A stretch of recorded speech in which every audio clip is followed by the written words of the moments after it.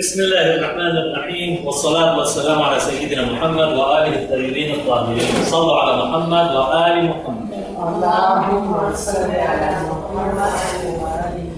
Seguimos con las clases de creencias islámicas. Hoy vamos a hablar del argumento para demostrar la existencia de Dios, por supuesto. El argumento, ¿cómo lo llama aquí? Cosmológico.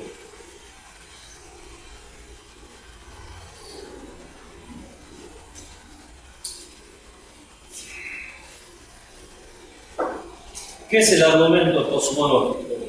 Bueno, supongo que puede tener diferentes nombres, pero es la forma en que más se conoce en el idioma castellano. Este argumento para demostrar la existencia de Dios. Es uno de los argumentos más fuertes. Incluso es mucho más fuerte que el argumento del diseño. ¿Recuerdan el argumento del diseño? Si hay un diseño, tiene que haber un diseñador, nada puede salir del caos. Bueno, este es un argumento por las características que posee. Obviamente, para aceptar este argumento hay que reconocer la validez de la razón y de los argumentos racionales. Últimamente digo yo, de los 200, 300 años a esta parte, se le da más valor a los argumentos de carácter empírico y sensitivo que a los racionales. Los argumentos racionales obviamente no son los principales en cualquier tipo de argumentación y razonamiento, incluso en aquellos en los cuales los datos principales no sean dados sean sensoriales o datos empíricos. ¿Por qué? Porque esos datos por sí solos no hacen nada. Tiene que haber una persona pensante que razone cómo vincular esos datos, cómo encontrarles un punto en común y reconocer que hay una ley racional que dice que esta serie de repeticiones de estos experimentos se puede establecer con la razón, con la inducción, con el concepto lógico de inducción. ¿Se acuerdan lo que era la inducción? Él está hablando de lógica.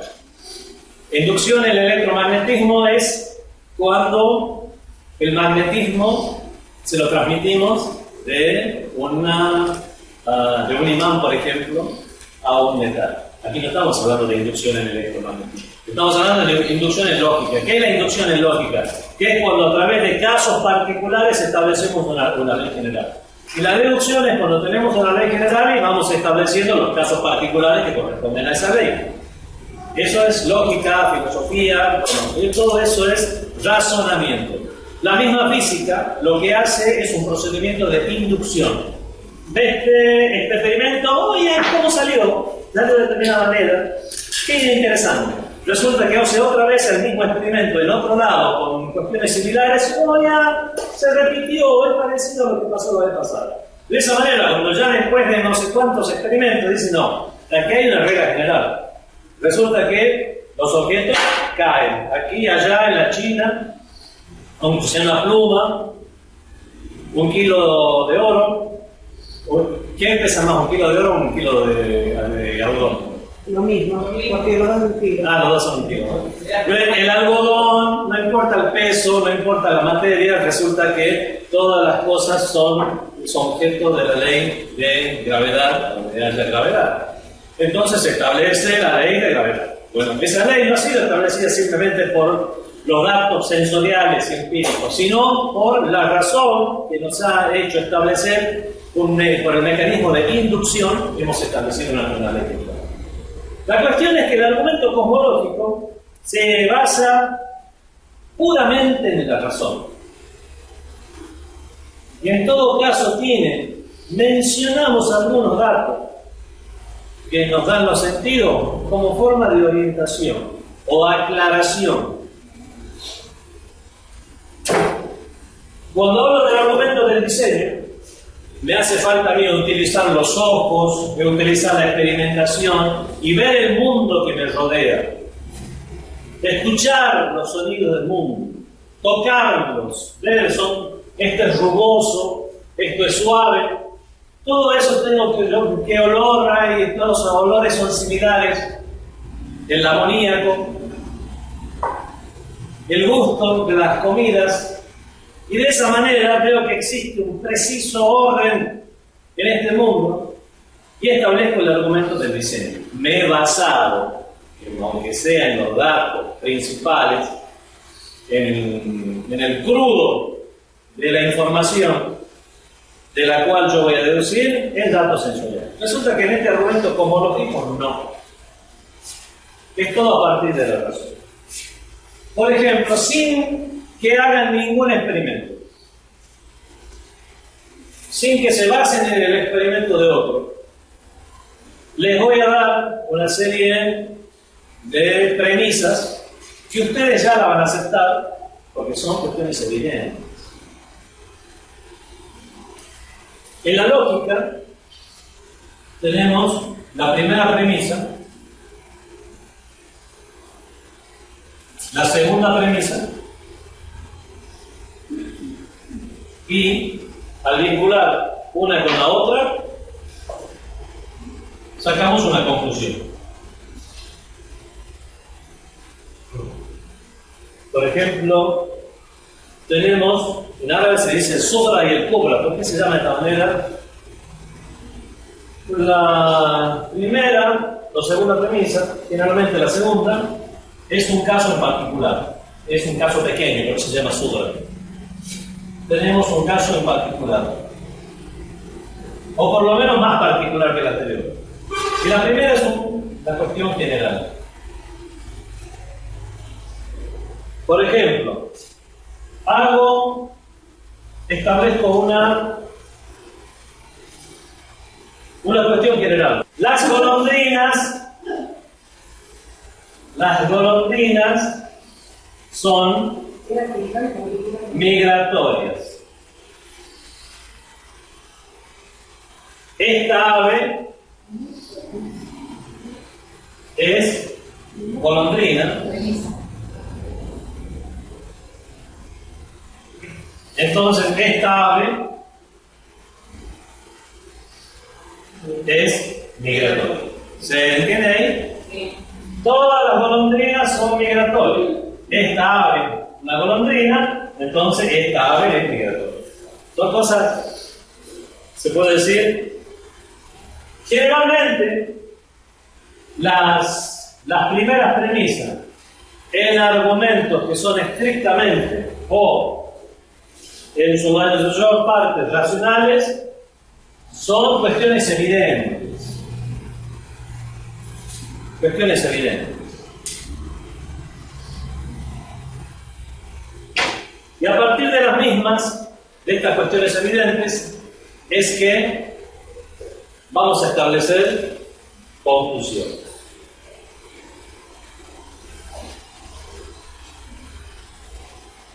Un ejemplo de una cuestión evidente, un concepto evidente.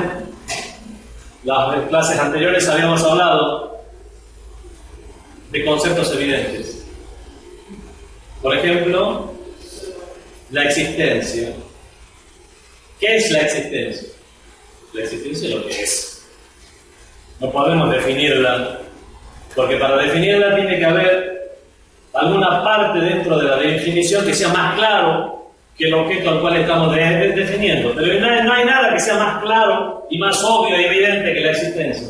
Por lo tanto, es imposible de definir con una definición que cumpla todas las reglas de definición. Entonces, lo que más podemos hacer es hablar de sinónimos o una explicación del concepto, pero no una definición del concepto.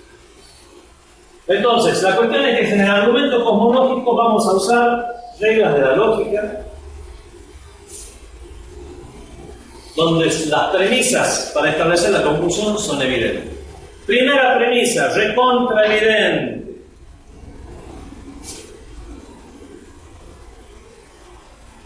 Todo efecto tiene una causa. ¿Hace falta hacer experimentos para esto? No. Eso es algo que ya lo sabemos porque es una cuestión evidente. Las cosas salieron de algún lado. Ya sea que hablemos de causas totales o de causas parciales. Tal vez no lleguemos a inferir la causa total o la totalidad de las causas, pero sí sus causas parciales. ¿De dónde salió la silla? Del carpintero. No es tan simple. Porque no solo el carpintero, el árbol, las condiciones atmosféricas que tenía que tener la tierra, en las cuestiones de presión, de temperatura para que crezca el árbol, uno no entiende cuestiones más, no solamente el carpintero. ¿De dónde salí? De mi papá y de mi mamá. Bueno, hay más que eso, es realmente toda una serie de causas y efectos relacionadas incluso con cuestiones de clima, cuestiones, qué sé yo, de gravedad, cuestiones de genética, donde sí, dentro de las causas parciales están mi papá y mi mamá, pero la suma de las causas totales dirigen a una sola causa, pero no me quiero adelantar. Todo efecto tiene una causa. El argumento cosmológico, como lo expresan los filósofos musulmanes, es un argumento puramente racional. Es más, todas sus premisas son a priori. Todas sus premisas no necesitan ser verificadas por la experiencia humana. En todas las premisas tendremos cuestiones tan evidentes como esta. Todo efecto tiene una causa. Por lo tanto, no depende de datos sensoriales. Es más, todos los atributos divinos pueden ser evidentes.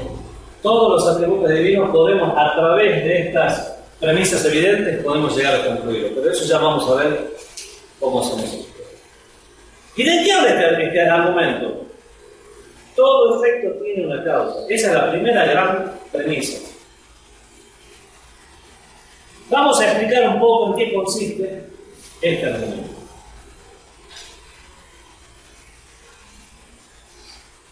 ¿Ustedes se acuerdan? No.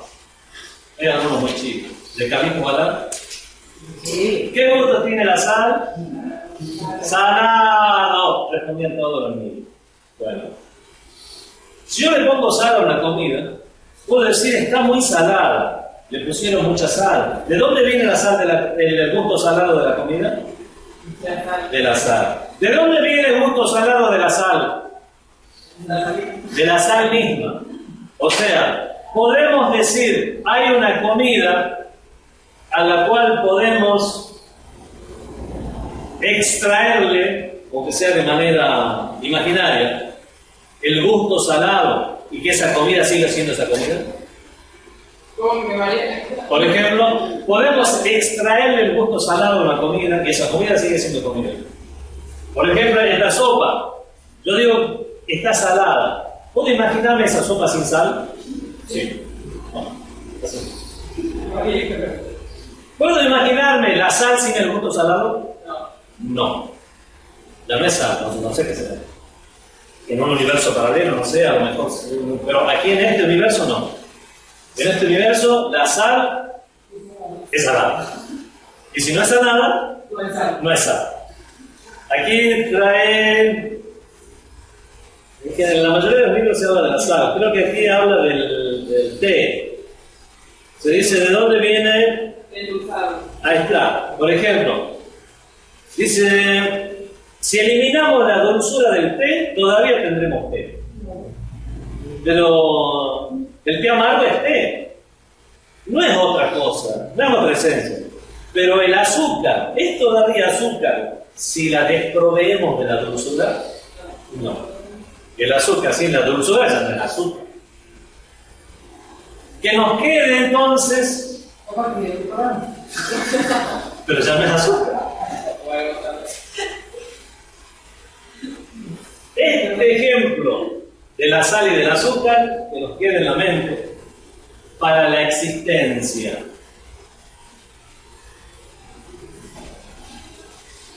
Sería de hecho la primera premisa, ¿verdad? Sí. ¿Estamos en la primera premisa? Decimos, ¿puede una persona por ejemplo, esta silla, ¿puede no existir? Sí. No hay ningún problema. ¿Puedo yo dejar de existir? También. Entonces, ¿eso qué significa? Que la existencia no es propia en mí, no es intrínseca en mí. La existencia no es intrínseca en la silla, sino que le es aportada. Entonces decimos que la existencia de la silla la llamamos contingente. ¿Qué significa contingente? Es posible. Puede existir como puede no existir. A lo mejor exista, a lo mejor no exista. Eso se llama un ser contingente. En un ser contingente puede existir, puede no existir.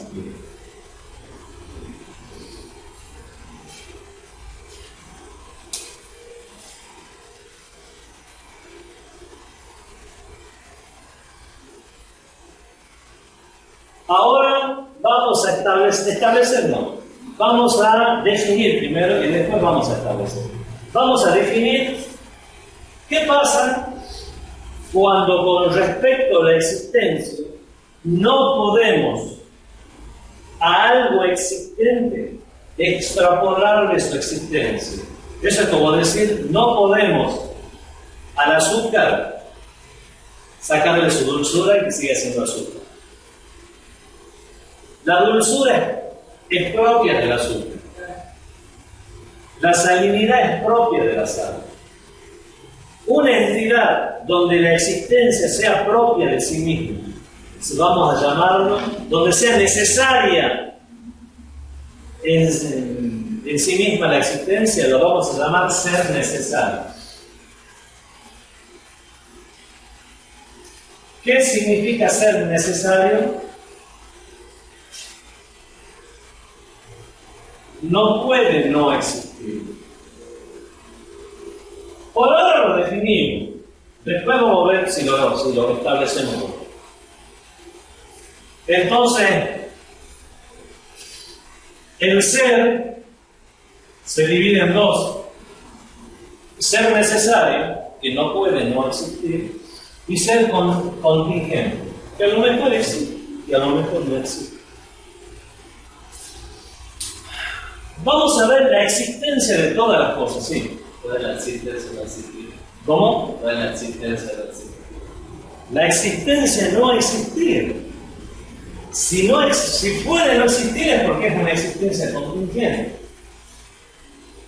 Y si necesariamente debe existir, vamos a decir que esa existencia es necesaria. Ya llegamos. Tengo un efecto. ¿De dónde salió este efecto? De una causa. Resulta que este efecto salió de una causa. ¿Esta causa salió de algún lado o no? Si vamos a seguir, por ejemplo, la silla o la mesa, ¿vamos? Entonces también es efecto de otra causa. O de varias causas. Esa causa, a su vez, ¿es efecto de otra causa o no? La causa mayor. En general, tenemos las cosas que existen en este mundo. Podemos hacer un seguimiento de las causas hasta el Big Bang. ¿Sí? Entonces vamos a tener que va a tender esto hacia el infinito. ¿Puedes tender hacia el infinito o no? Sí. Bueno, o sea, podemos decir el mundo estuvo siempre. El mundo estuvo siempre. No hace falta una primera causa. ¿Por qué? Porque siempre hubo causa. El mundo existió siempre y siempre hubo causa. ¿Podemos decir esto o no? Vamos a ver. El ejemplo que da aquí es el ejemplo, bueno, aquí dice, esto lo entiende todo el mundo, de que todo efecto tiene una causa. Por ejemplo, cuando hay un incendio, inmediatamente va un bombero o un bombero experto para ver cuáles son las causas de este incendio. Podemos decir, ¿y usted qué hace aquí? Estoy buscando las causas del incendio. ¿Y usted cómo sabe que hay una causa? No puede haber sido sin causa el incendio, simplemente ese incendio listo. Señor, hay una cuestión aquí, se llama seguro, tenemos que pagarlo, o sea. No, pero a lo mejor es así. Hay cosas en este mundo que pueden ser sin causa, Señor. No me venga a tratar de esquivar de eso. Todo efecto tiene una causa. Por lo tanto, yo voy a seguir máximo, a lo mejor no la descubro, pero yo sé que sí hay una causa. Y cualquier persona racional va a entender eso.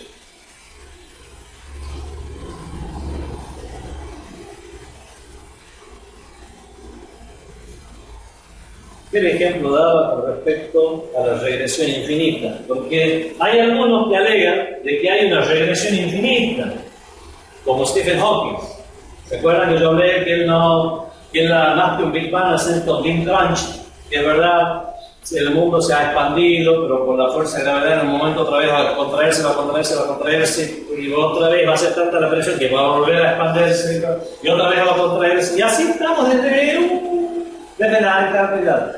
Y si no hace falta una primera causa, ¿qué necesidad hay de un creador pobre? Se metió en un terreno que no le correspondía, él es físico, se metió en la metafísica. Eso es imposible que suceda, que no exista una causa. No quiero complicar más la clase, pero puede incluso ascender al infinito. Pero tiene que haber alguien que haya dispuesto eso. Por el orden, es como yo di el ejemplo la vez pasada en otra clase de autoconocimiento. Supongamos que me encuentro en un desierto con una carretera, con todos sus carriles que van, que vienen, con su platabanda, las veredas para los peatones, toda la iluminación. De alguna manera, no sé cómo, pueda yo llegar a establecer de manera racional que no tiene principio, que no tiene final. Significa que nada eso. Está ahí, la estoy viendo. Si realmente, si yo pudiera establecer que nada no tiene un principio y no tiene final, eso significa que el que la puso tiene una capacidad mucho mayor que la de cualquier ser humano y va más allá de las posibilidades y capacidades de alguien en este universo y en este mundo. No que no hace falta que alguien la haya puesto. ¿Se entiende? Está ahí la carretera. Lo mismo pasa con el mundo, está aquí y tiene todas estas leyes. Tiene todo este diseño. Aún cuando pudiera establecerse que va a estar infinito, aún así haría falta algo. Pero ya me estoy saliendo del tema y me estoy complicando más. Es imposible que llegue hasta el infinito, en el sentido de que no hay una causa. ¿Por qué? Les explico por qué. El ejemplo que daba aquí era como el ejemplo de una carrera. No lo encontré, pero ya me acordé. Imagínense que hay una carrera donde hay un montón de atletas. Están todos preparándose para la largada. Están todos listos. Vamos a comenzar la largada. Bueno, pero hay una condición. ¿Cuál? Nadie comience a correr hasta que no comience a correr el que está a la derecha. Bueno, el que está a la derecha hasta que no comience a correr el que está a la derecha. El que está a la derecha hasta que no comience a correr, yo no comienzo a correr. ¿Qué pasa si a todos le damos la misma orden? Nadie nunca va a comenzar la carrera. ¿Se entiende por qué? Sí. Porque hasta el infinito todos van a decir, yo todavía no empiezo hasta que no empiece. O algunos pueden decir, no, es que ya vienen corriendo. ¿Cómo que ya vienen corriendo? Señor, usted es científico. Esta causa, que a su vez es efecto, tiene una serie de características que son las mismas de esta causa que tiene ya a su vez ese efecto. ¿Cuáles son las características que para existir necesita una causa? ¿Cuáles son las características del segundo que para existir necesita una causa? ¿Cuáles son las características que para existir necesita una causa? ¿Qué es lo que significa eso? El que estudia matemáticas me debe estar odiando. Significa que todo el grupo tiene la misma característica. Y si todo el grupo tiene la misma característica, significa que le hace falta una causa. Esa causa, si a su vez es efecto de otra causa, estaría incluido dentro del grupo. Y otra vez necesitaría otra causa. La única manera que esto llegue a existir, que haya una causa que esté fuera del grupo. Una causa externa. Una causa externa. Incluso este puede tender hacia el infinito, no me importa. Yo no hablo de una causa inicial al principio aquí. Puede ser una causa por sobre el grupo. Y ahí ya no importa si esto tiende en cuestiones espaciales y temporales al infinito, pero ya no me quiero meter en ese tipo de cuestiones y complicarlo más. La cuestión es que a todo el grupo le hace falta una causa. No puede decir esto, no es que ya vienen corriendo. Por eso yo comencé a correr. No, si todos tienen mi misma característica, todo el grupo tiene la misma característica, nunca existió. A menos que haya alguien que esté fuera de esa ley de yo no corro hasta que no corre. Y uno que dice no, yo voy a correr aunque nadie empiece a correr. Y ahí podemos decir empezó la carrera. De otra manera, nunca nadie va a empezar a correr. Si todos tienen las mismas características, todo el grupo tiene la misma característica, como haríamos en matemáticas, y si todo el grupo tiene la misma característica, para que exista hace falta una causa que no tenga efecto de nada. Una causa donde la existencia le sea propia, no le sea dada. Si la existencia le es dada a algo, significa que necesita de quien le da la existencia. La existencia tiene que estar implícita dentro de una causa que sea ser necesario. ¿Se entiende? Lo último no. La existencia implícita. La primera causa, la existencia que tiene, ¿es propia o le es dada? Si le es dada, ¿cuál es la causa que le dio? Y lo integramos adentro del grupo. Y otra vez vamos a necesitar una causa primaria. La única manera que lleguemos a la causa inicial es que esa causa inicial, la existencia no le sea dada de ningún lado, sino que la existencia le sea implícita, como la dulzura del azúcar o la salinidad de la sal. ¿Quién le da el gusto salado a la sal? Nadie, ya lo tiene en forma intrínseca. ¿Quién le da la existencia al ser necesario? Nadie. La tiene, porque si no la tuviera y haría falta que alguien se la dé, significa que no es la causa primaria y tenemos que seguir. Y vemos que hasta el infinito no podemos seguir. Por lo tanto, vamos a tener que encontrarnos con una causa que tenga la existencia en sí misma implícita, que nadie le otorgue la existencia. Y así, algo que no sea contingente. Por lo tanto, ¿cuántos ejemplos hay de ser necesario? 2 millones.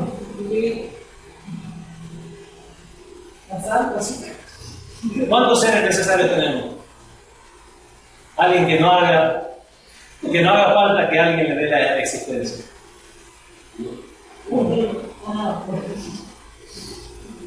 Que tiene que ser causa de todas las demás cosas. Yo estaba pensando en la sal y el azúcar. Se quedó con la sal. Es que en la sal y el azúcar tomamos el ejemplo de la salinidad o de la dulzura. Aquí estamos hablando de la existencia. ¿Cuántos seres pueden llegar a cumplir el requisito de que no necesitan alguien que les dé la existencia, sino que la existencia ya les es propia? Únicamente el ser necesario. Es por eso que los filósofos no dicen Allah, Dios, Jehová, gran espíritu, dioses. Ellos dicen ser necesario, la causa de las causas. ¿Se entiende por qué? Porque si la existencia se la diera a otro, significa que tendría que estar incluido dentro del grupo. Pero como está fuera del grupo, significa que nadie le dio la existencia. La existencia ya le es implícita. Es más, él es sinónimo de existencia. Es la existencia real y todo lo demás son existencias virtuales. Es como un sueño. Los seres contingentes pueden ser y pueden no ser, pero van a depender siempre de quien les brinda la existencia. Como nuestros sueños. Nuestros sueños van a existir mientras nosotros existamos. Si podemos imaginarnos que tenemos un sueño, nos morimos y los sueños siguen. ¿De qué? ¿De dónde van a seguir? ¿En la mente de quién van a seguir? Si yo ya me morí. Lo mismo pasa con todos nosotros, este mundo, las criaturas, no solo de este mundo, incluso los ángeles, demonios, todo lo que existe son seres contingentes y la única forma de permanecer en su existencia es que exista el ser necesario que les esté proveyendo la existencia constantemente. Bueno, había dos formas de demostrar que existe el ser necesario. Una, demostrando que es imposible que la serie de causas y efectos tienda hacia el fin. Tiene que haber una causa inicial, ya sea al principio del tiempo o por fuera del tiempo, no me importa, pero algo que le dé existencia. Por lo tanto, la cadena lineal de regresión infinita, la regresión infinita no se puede. Hay otra cuestión que se puede decir al respecto. No es regresión infinita.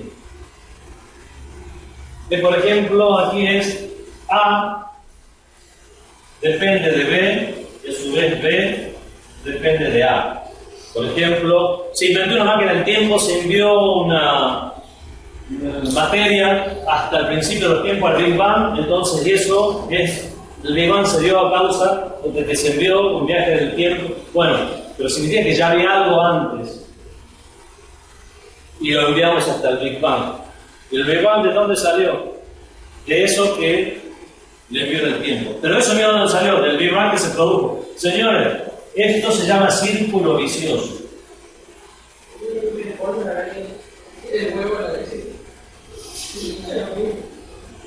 Ya se descubrió por eso. Y bueno. De algún ser que antes de ir transformándose o evolucionando, puso huevo. Pero el mismo de gallinas, de huevo también. Depende. ¿A qué se le llama la gallina? Círculo vicioso. También es imposible. Porque si A depende de B y B depende de A, si no hay nada que esté afuera del círculo, por ejemplo, Allah subhanahu wa ta'ala que ha dispuesto este sistema, el ser necesario que fue el que dispuso que exista esto, aunque haya viajes en el tiempo y todo lo que quiera, significa que nunca llegó a existir, porque B nunca llegó a ser, porque A nunca llegó a ser, porque A nunca llegó a ser, al B nunca va a llegar a ser. Es el mismo caso solamente que no en forma lineal, sino en forma circular. Este decía, yo no corro hasta que mi compañero no corra. Este dice, yo no voy a hacer hasta que mi causa no sea. Y la causa dijo exactamente lo mismo, por lo tanto nunca llegaron a ser. Si son una serie de causas, las englobamos todas en un grupo, donde tiene que haber algo fuera, causa primaria. De cualquiera de las dos formas, anulando la existencia de regresión infinita o anulando el círculo vicioso, de cualquier forma establecemos que existe una causa inicial. Te digo algo, esto incluso es evidente, solamente que con la filosofía uno la complica más. Comienza a ganar términos, ser necesario, contingente, y regresión infinita, y los círculos. Señores, tiene que haber algo que nadie le tiene que haber dado la existencia. Porque si alguien le dio la existencia, significa que necesita de algo. Y así vamos a seguir buscando. Tenemos que llegar a un lugar donde dice yo, y a mí nadie me dio la existencia. Por lo tanto, ya dejen de seguir buscando. Ese es el ser necesario, o causa de las causas, o gran espíritu, o Dios. Sí, alguien está hablando. Sí, yo, a ver, es como que, a ver, no sé, me queda muy claro, usted interpretaba. A ver. Es como que el mundo, por ejemplo, habrá existido las cosas, pero estaban inertes. Y a venir esa causa que es Dios y le ha dado ese movimiento. ¿Y de dónde estaban inerte? ¿Por qué existían? O sea, como que existían, pero no se movían, ¿entiendes? Bueno, no se movían, pero ¿por qué existían? Porque Dios era... Vamos a hablar de Dios.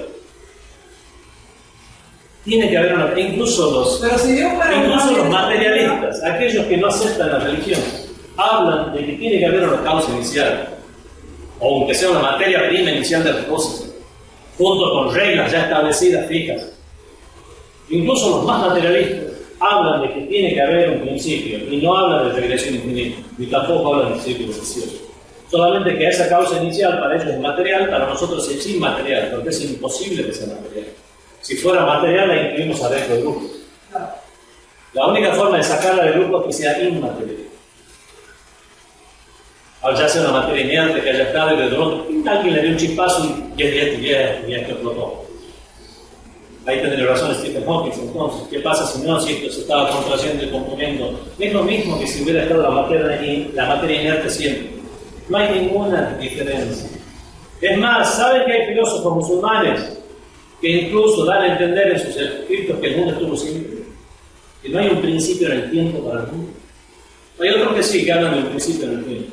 Y eso no afecta a la creencia en Dios. ¿Por qué? Porque aun cuando el mundo haya estado siempre, ¿quién dispuso este sistema por afuera de este sistema, por afuera del tiempo? Necesitamos todavía a alguien, porque si no, al no haber alguien fuera del grupo que pueda darle vida a este grupo, esto nunca llegó a existir. Incluso esto podemos no tacharlo, decir, sí, tiendes al infinito y el mundo estuvo siempre. No hay ningún problema en científicos musulmanes, sabios musulmanes, que dan a entender esto, y no hay ningún problema con la creencia, porque cualquiera de las dos cosas condicen con la existencia del ser necesario que creó todas estas cosas contingentes.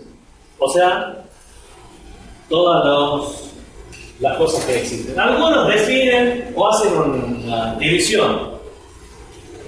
Las entidades se dividen en ser necesario, ser contingente y ser imposible. Señor, lo imposible no es un ser.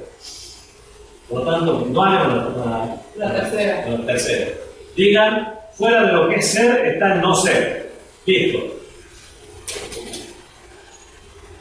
No vamos porque la existencia es o necesaria, o contingente, o imposible. No es existencia lo que es imposible de ser. Lo que es imposible de ser no es. Ejemplo de algo imposible. No morir. Inmortal. Dios no muere. No es imposible. Estoy hablando de algo lógico y racional. Por ejemplo de algo que es imposible que exista es los dinosaurios verdes con alas amarillas y dientes rosas. No son imposibles. O sea, si Dios quiere lo puede llegar a crear. O sea, no es un imposible. Algo que es imposible en esencia, que es imposible que exista. No hace falta imaginármelo. Hay cosas que son de esta manera. Sí. Que algo sea y no sea al mismo tiempo. Puedo decir, esta mesa existe y no existe al mismo tiempo. ¿O existe o no? O existe o no existe, una de dos. Eso es una existencia imposible. ¿Se entiende un poquito? Hay existencias que son imposibles. O, por ejemplo,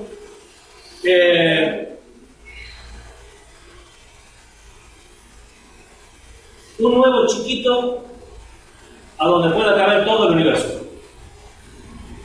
No, o es grande o es chiquito, no puede ser grande. Así que hay una contradicción del concepto. O es grande, es ser grande y no ser grande al mismo tiempo. Ser chico y no ser chico al mismo tiempo. Ser inconmensurable e inmesurable al mismo tiempo. O sea, son contradicciones. Son cosas que no pueden llegar a ser. Un milagro de los profetas nunca pueden ser cuestiones imposibles. Puede ser que llueva fuego, ¿no? Pero no que puede ser fuego que no queme también. Cambiar las características del fuego. Pero que algo sea y no sea al mismo tiempo, estos son existencias imposibles. Son absurdos. Entonces, seguimos con esto. Vamos a seguir la misma línea.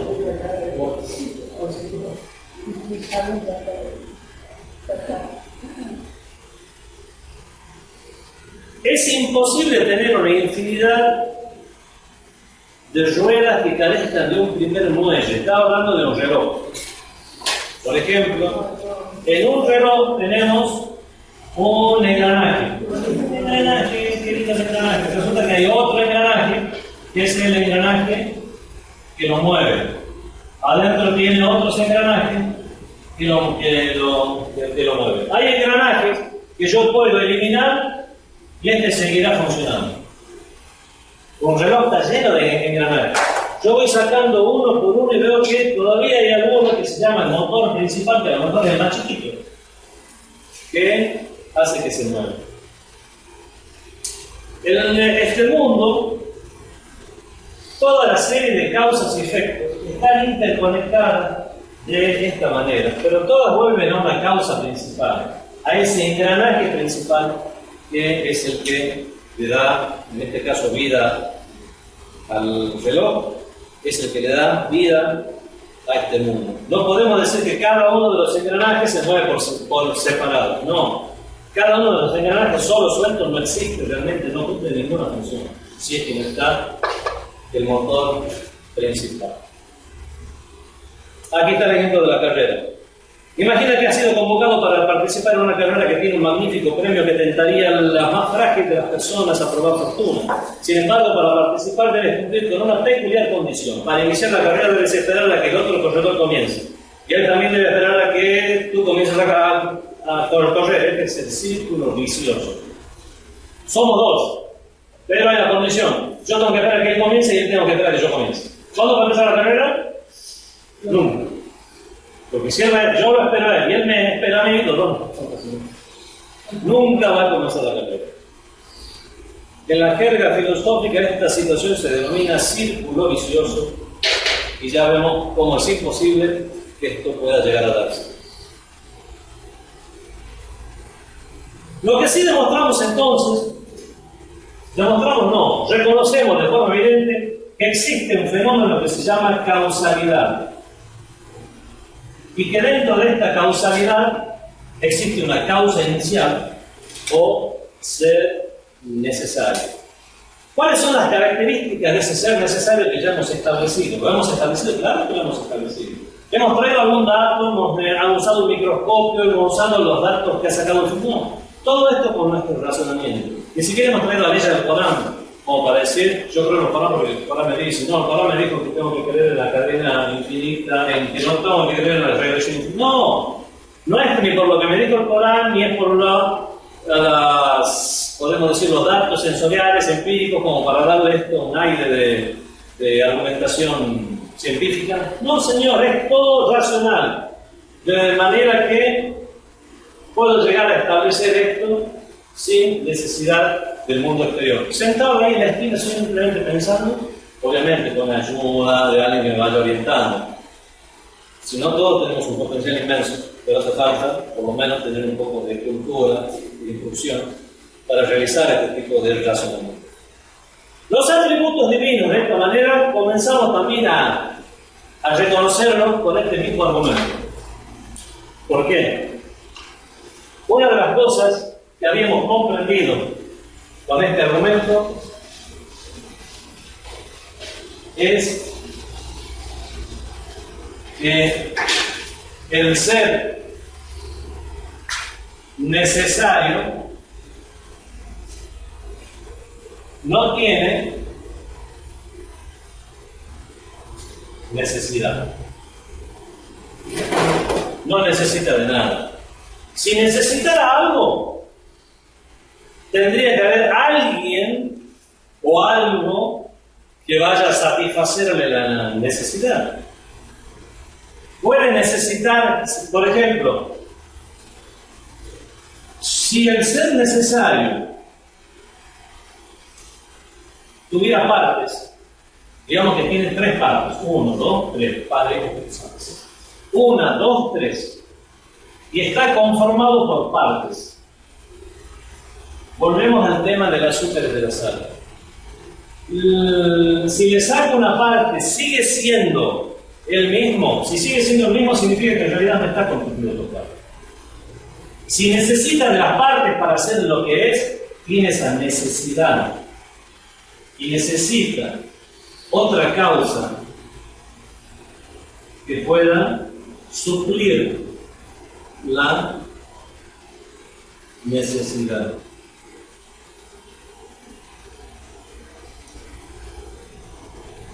De esta manera demostramos que es imposible que el ser necesario tenga partes ni siquiera abstractas. Es el ser necesario más sus atributos. No tiene ni siquiera partes abstractas. Según el Islam, sus atributos son el mismo. No hay diferencia entre decir Allah o decir el sabio, o Ar-Rahman o Ar-Rahim. No es que Allah tiene un atributo que es Rahman. No, Allah y Rahman es lo mismo. Su atributo es el mismo. Somos nosotros los que le damos nombre por nuestra propia limitación. Nos referimos a Allah, queremos de su misericordia, entonces lo llamamos Ar-Rahman. Pero ese Allah no es Allah más misericordia, es simplemente Allah. ¿Se entiende? Decimos Ar-Rahman porque nosotros estamos procurando la misericordia en este caso. Dios no tiene necesidad. ¿Qué más? Otra de las cuestiones que podemos establecer a través de este argumento es que el ser necesario debe tener todo tipo de perfecciones o perfección absoluta. ¿Por qué? Si la perfección que tiene fuera limitada, significa que hay un espacio de perfección que todavía le queda por avanzar y no avanzó. ¿Se entiende eso? La perfección que tiene o es limitada o es absoluta. Una de las dos. Nosotros decimos que la forma en que establecimos que no necesita absolutamente de nada es que su perfección tiene que ser absoluta.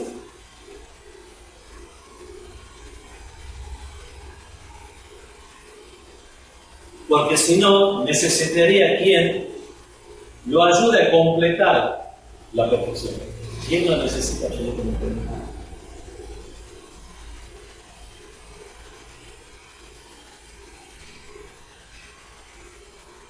La manera de conocer los atributos divinos. Las religiones atribuyen una multiplicidad de nombres y atributos a Dios, proporcionando a menudo argumentos racionales en apoyo de estos nombres y atributos. Los filósofos y los teólogos tienden a tomar al ser necesario como el atributo principal de Dios.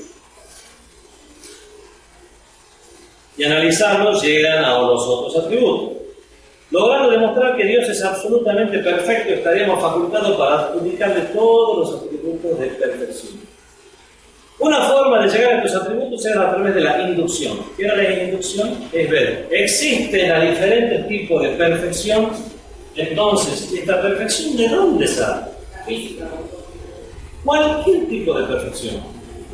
Podemos decir que si algo es bueno, ¿quién es el que brindó la bondad a lo bueno? ¿De dónde viene la bondad de lo bueno? La bondad de lo bueno tiene que venir de una fuente externa. Si no viniera de la fuente externa, significa que no necesita. Si no necesita, es el ser necesario.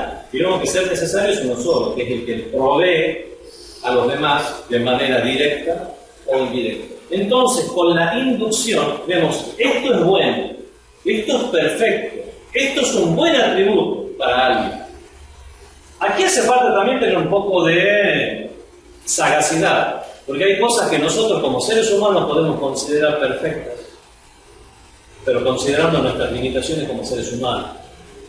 Qué bueno que es comer bien. Entonces, ¿Dios tiene la perfección en comer bien? No. ¿Se entiende? O sea, sacando todo aquello que implica una limitación de la materia, ese tipo de perfecciones es la que debemos atribuir a Dios. Aquello que no está, porque comer bien, alguien que necesita comer es imperfecto. Necesita comer. Necesita todo aquel aspecto de perfección donde no haya necesidad, ese que es un atributo del ser necesario. Por supuesto, la manera inductiva para adquirir el conocimiento de los atributos divinos requiere de precaución y cuidado. Sabemos que Él es incorpóreo e infinito, no está sujeto a las limitaciones de la criatura. Antes de adjudicarle a Dios los atributos a los que llegamos de manera inductiva, debemos descartar aquellos cuyas connotaciones negativas son propias de las criaturas finitas. O sea, hay que tener el tema de la inducción, hay que tener un poquito de cuidado. Es mejor la deducción. Es decir, es el ser necesario, el que no tiene ninguna necesidad de nada. Al no tener ninguna necesidad de nada, todo lo que tiene es perfecto y completo. Y es por eso que todas sus perfecciones son nosotros. Esa es mucho más fácil. Si bien la otra también es posible, pero como dije, hay que tener un poco de necesidad.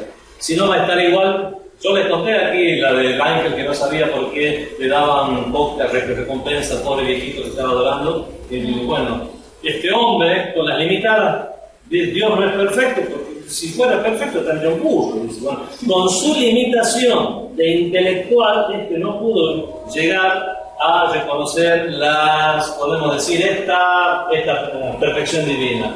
Teniendo y haciendo la salvedad de todo aquello que tiene un atributo o connotación negativa o limitada a la materia, podemos hacer esta inducción, pero ya es algo que no es para cualquiera. El ser necesario entonces no puede tener necesidad de nada, no puede estar formado por partes, ni siquiera partes abstractas.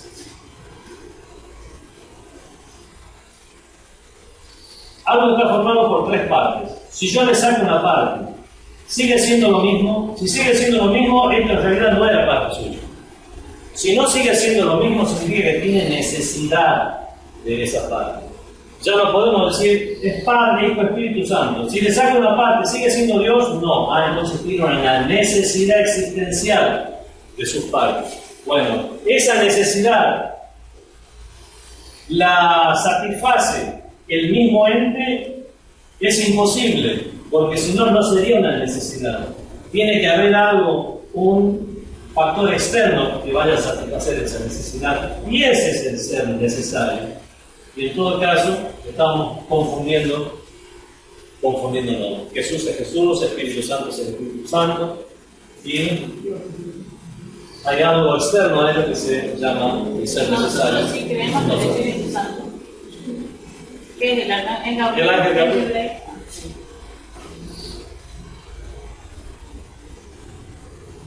Entonces, Dios posee todas las perfecciones en forma infinita. La existencia de Dios está libre de toda imperfección. Con esto surge una serie de atributos divinos. Él es el Todopoderoso. Si su poder fuera limitado, significa que tiene una necesidad. Lo mismo pasa con el que todo lo sabe. Ya no por una cuestión de poder, sino por datos cognitivos. Puede llegar a tener una carencia de algo, ya sea de un poder o de un dato cognitivo. No, es imposible. Por lo tanto, es sapientísimo. Y así podemos llegar a establecer muchos. ¿Tiene voluntad? Claro que la tiene. Nadie le impone una voluntad, o las cosas no suceden fuera de su poder o de su arbitrio, de su regencia. Por lo tanto, Él tiene la voluntad absoluta. Y así de esta manera podemos establecer todos los atributos de perfección. Vamos a mencionar algunos que son los más conocidos, como que Dios es el Alim, el que lo sabe todo, el Qadir, el que tiene poder sobre todo, al Hay, el vivo. Pero su vida es diferente a nuestra vida. Nuestra vida es una vida biológica. Cuando decimos que Allah está vivo, obviamente no nos referimos a la vida biológica. ¿Ves cuántos son sus latidos de corazón? ¿Cuántos realmente tiene actividad cerebral o no tiene actividad cerebral? Pues no hablamos de ese tipo de vida. Es la cualidad que hace posible el conocimiento y el poder. Dios es eterno. ¿Por qué es eterno? Porque no está condicionado por el tiempo, no tiene un principio, porque Él creó el concepto de principio. No tiene un fin, porque Él creó un concepto de fin. Y de esta manera podemos llegar a comprender, si Él es el que creó el tiempo, no tiene un principio, no tiene un fin, Él es eterno. Dios no es compuesto. Esto ya es lo que Dios no es. Podemos establecer lo que Dios es y lo que Dios no es. A lo que Dios es, vamos a llamarles atributos de positivos o atributos de majestad. ¿Cómo es? ¿Qué nombre le da aquí? Es que ya me perdí, ¿qué página? Porque eso no, yo tengo 500, no.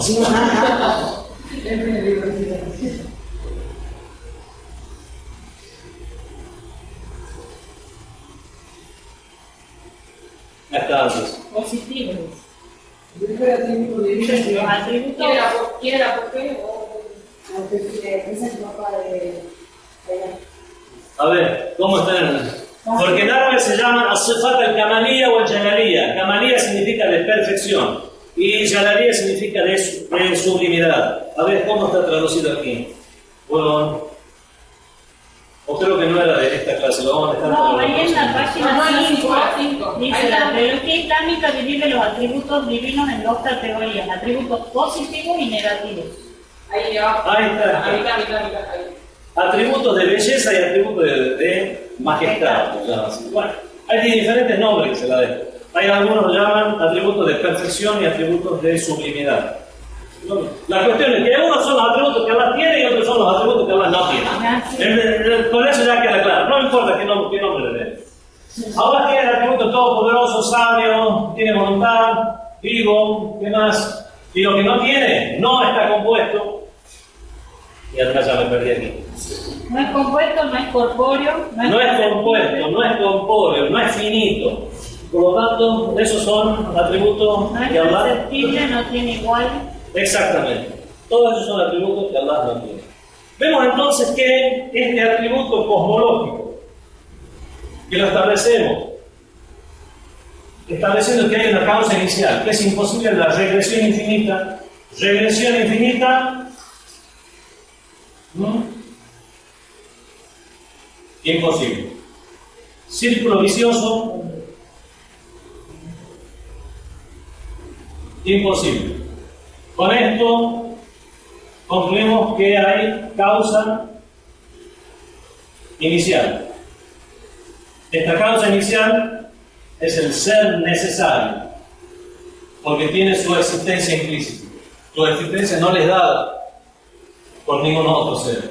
Lo que no es ser necesario es ser contingente.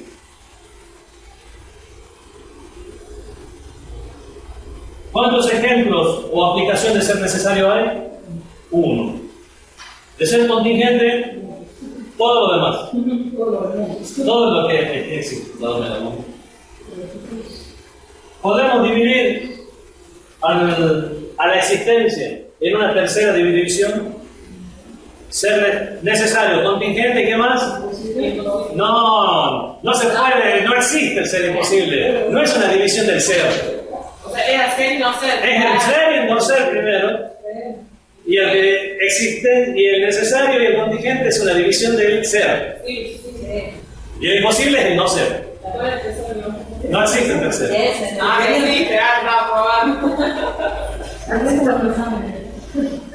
Y con esto también, con este tipo de argumentos, podemos llegar a establecer atributos divinos, lo que Allah tiene, atributos de perfección, atributos de belleza, y lo que atributos que Allah no tiene, atributos negativos, atributos de majestad, atributos de sublimidad, no sé cómo es que lo quieran llamar.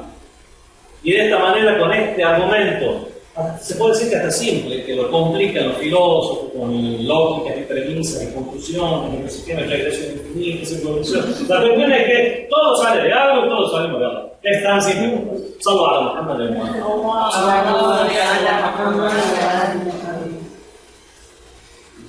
Allá.